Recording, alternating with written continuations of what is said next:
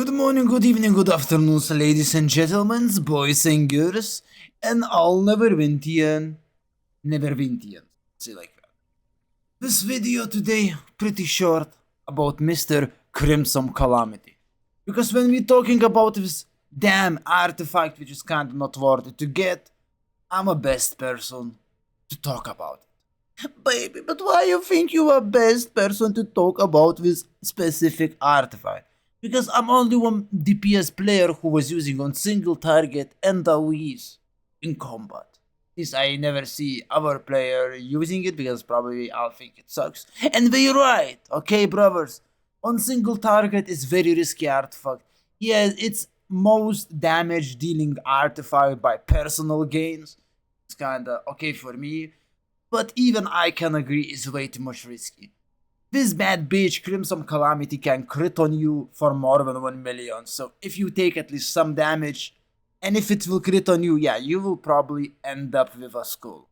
However, if you're talking about AoE, it's a different story. Especially when you have some more tricks on your sleeves, you know. It's everything about just the trickies. So let's talk about AoE on this artifact, which is one of the most powerful AoE artifact in combat. And of course you can say, but we don't care about AoE.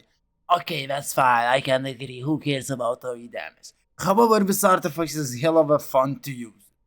Okay? So, if you have a scenario where you kinda don't have crazy damage and you can pull some interesting stuff, I found one thing which is kinda interesting. Of course you need something like School in season, whatever, I'm not speaking London, sorry about that. For group up your enemies and daze them for almost 5 seconds. So you like grouping all enemies into one spot very nicely. On top of that, using echolocator on your enemies to get full combat advantage on all of them for 6 seconds. And after, you bombing them with Crimsom Calamity. Let's see, or it's possible to do it right now, just grouping them, going inside. And Mr. Crimsom Calamity, with full combat advantage on top of that. And of course we can check how much damage it did, just give me a secundos. Well, sorry about that.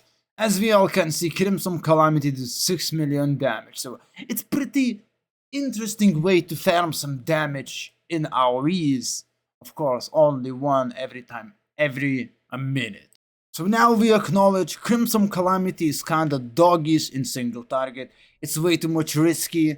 You can say it's not helping a group. But you know what? I'm selfish. I just don't care, okay? Baby, but why you don't care about group damage? Why you don't wanna buff your group, baby? Because it's not CSGO tournament, I'm not getting money for finishing fast.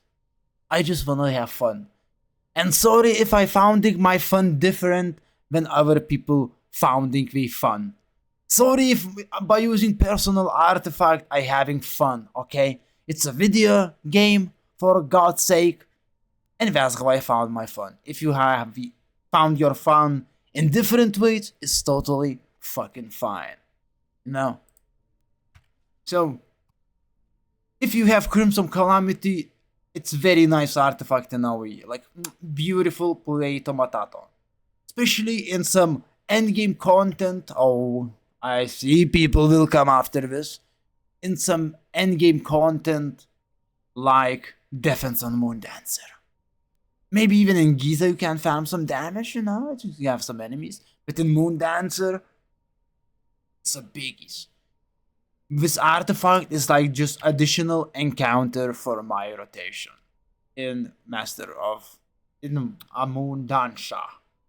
So yeah, boys and girls, thank you for watching and see ya next time. Baby, it's a fucking out. Bye bye.